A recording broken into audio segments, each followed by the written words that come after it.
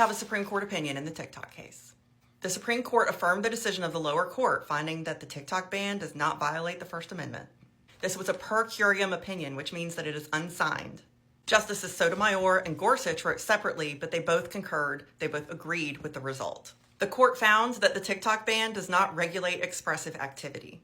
It would have to regulate expressive activity for the court to find that it violates the First Amendment. The court found that the TikTok ban only regulates corporate control, not expressive activity. The court found that the TikTok ban is a content-neutral regulation. Therefore, it is subject to intermediate scrutiny, not strict scrutiny.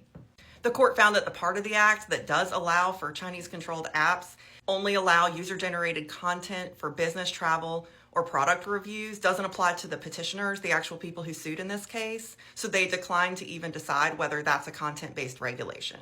The court found that the data collection rationale is what gave rise to the intermediate scrutiny. The court found the data collection issue to be content agnostic. That's the word that they used. As to TikTok specifically, the court found that divestiture is not a content regulation. The court does emphasize that this is a narrow holding.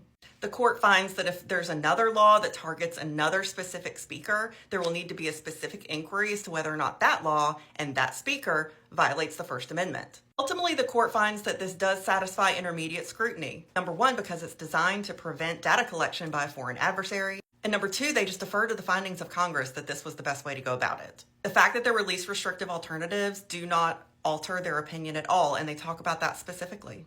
They say to focus on the alternatives ignores the latitude that they have to give Congress under the Constitution. They find that Congress probably would have passed this law on the data collection alone. What does this mean for TikTok? It means we're relying on the presidents. The president as of today and the president as of Monday to do something to keep this app around. President Biden has indicated he will not enforce this law for the next few days, and President Trump has indicated that he's going to sign an executive order. We don't know exactly what that executive order is going to do. We don't know if it's just going to give us more time or if he's also just going to choose to not enforce it. But at least for now, it appears that the presidents, both of them, are going to keep TikTok available to us at least for some time.